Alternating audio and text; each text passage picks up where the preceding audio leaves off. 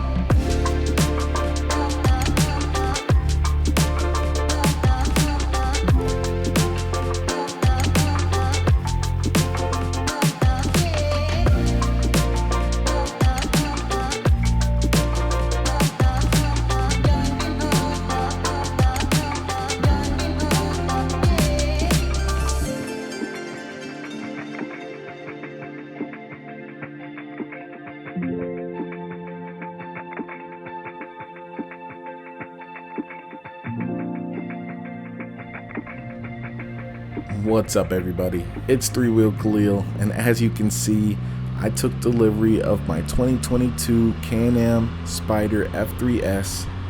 And I think you guys saw that was the special series. I am absolutely in love with the color. The black, kind of satin black finish with the powder blue frame is a absolutely stunning colorway in person, and I even think it comes through pretty well on the camera.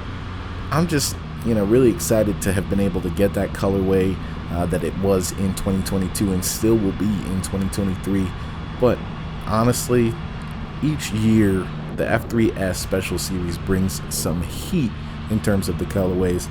I remember that like bronze-ish color with the orange frame for one of the Special Series, the Daytona edition. I'm not sure if that was the Daytona or there was like a yellow one with like a more red-orange frame. I'll say, man, they have knocked it out the park year after year with some super cool colorways. The Manta Green from last year.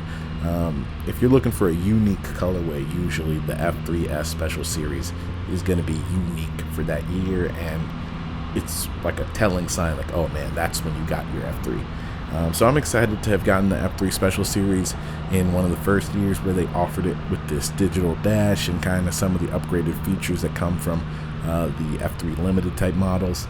It's a little bit weird in a way, since the USB plug normally on those F3 Limited type models, I believe, is in the little hand, like small glove box above the gauge, where that doesn't exist on the F3-S. So they put it in the front trunk, but you need your phone out and open to be able to like run the maps. So that's a little bit interesting. I'm interested I've been doing a little research trying to see if people have, overcome that issue, how they ran a USB like extension up to the handlebars, but not just USB power. Obviously it has to connect directly into that computer system. So I'm going to be messing around with that. That's probably one of the things that you'll see on this channel first, but I've got a few small tweaks. Again, one of my big reasons for even looking for this Can-Am Spyder was to not really have to do too much, and I don't feel like I need much at the moment. One of the big things to me, and I showed it in the kind of reveal, is that there's so much storage in that frunk that I'm able to actually bring my work. I have like a laptop sling bag that I bring to work, and it fits into there perfectly. So all I need to do is tuck that in there, get on in the morning, and I can ride this to work, no problem. I think I told you guys in the last video that I have recently started working a lot closer to home, so this has been incorporated into my in-office routine. Usually I'll ride this one day of the week, and then the other day of the week that I go to the office, I'll drive my truck. So it's cool to kind of split that load evenly between my car and my motorcycle, and get to enjoy the ride on the motorcycle some days, and then hop in the truck and take the truck if I need to or if I want to. So I mean, there's not much I can say right now. I'm still in the goo goo gaga honeymoon period. It is an amazing motorcycle, and for those of you who love to like Oh, a motorcycle is 2 wheels. I didn't say it was a bike. I said it was a motorcycle.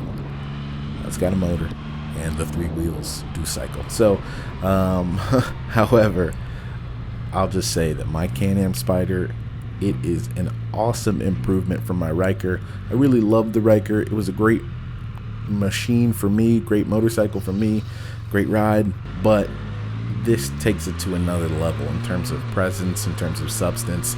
It just feels so much more solid, so much more refined on the road. It's kind of funny to think of like the Ryker as buzzy. If you've ever ridden a, 1-cylinder engine thumper, you'll like the Ryker is not buzzy in, any way when you compare it to a more traditional buzzy quote unquote engine. But when you compare it to a Spyder, it's again another level of refinement. And I'll say that this Spyder engine has been silky smooth. How it lays the power down is very smooth. When you start to get a feel for the shifting, which I'm still working on, you really like when you have a really nice acceleration and you just bang through the gears 1, 2, 3, 4, 5, 6, and you get it smoothly, it feels very rewarding. It feels very smooth. When you kind of lug it and you shift too early, you definitely know. But when you want to wring this thing out and just move through the gears and accelerate very quickly, you can tell that this bike has more power than it even lets you access. So I've been very, very pleased with the power. Personally, I'm not a speed demon, so it wasn't a big issue for me to think, okay, 1330 cc engine, 115 horsepower. Some people believe like, oh man, it should be, so much more powerful. To me, this thing rips. There are a couple times when I first took it out of the dealership on the road, when I was banging through first, second, and then I hit third, that third gear, I was like, oh snap, this thing eats.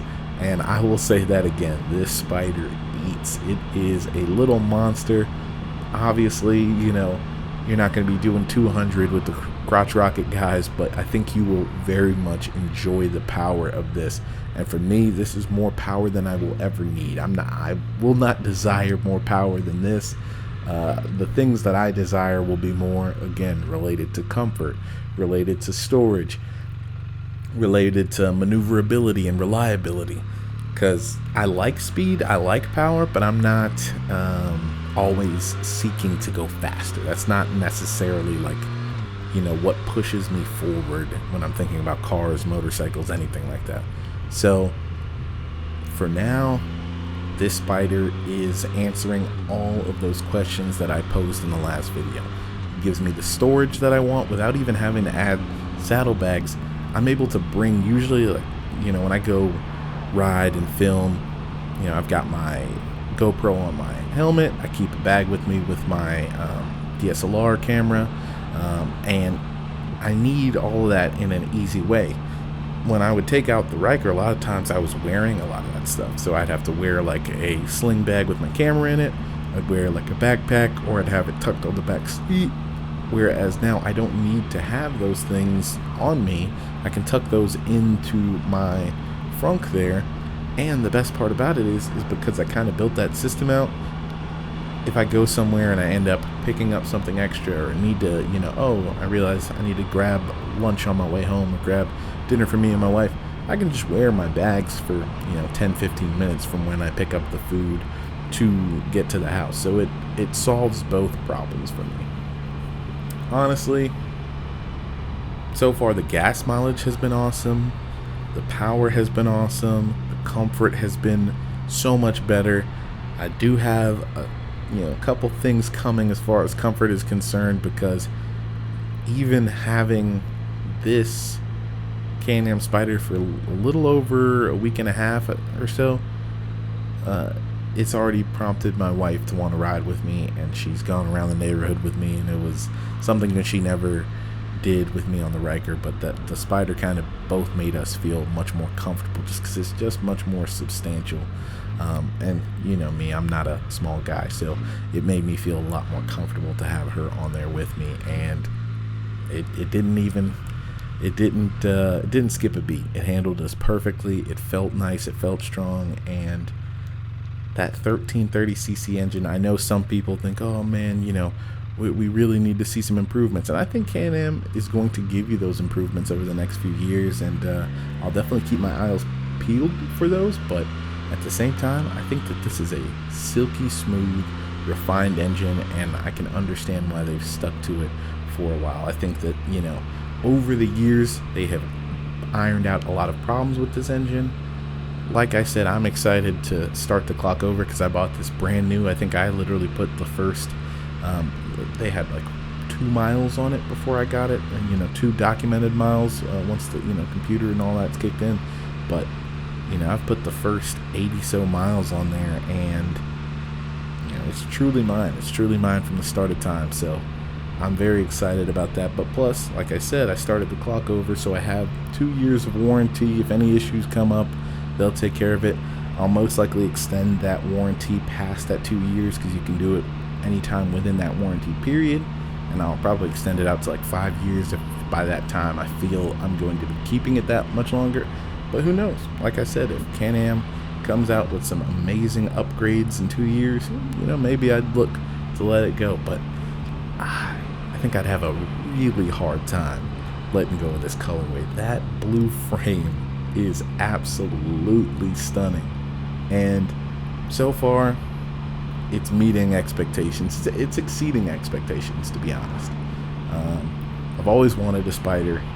I said it from early on with my Riker videos that when the Riker came out, I knew it was the answer to what I wanted at the moment, and for a way to participate in this Can-Am 3-wheel lifestyle that they were creating.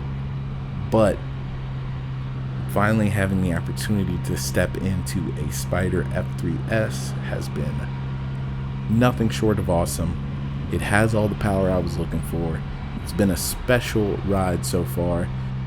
But these are just my first impressions.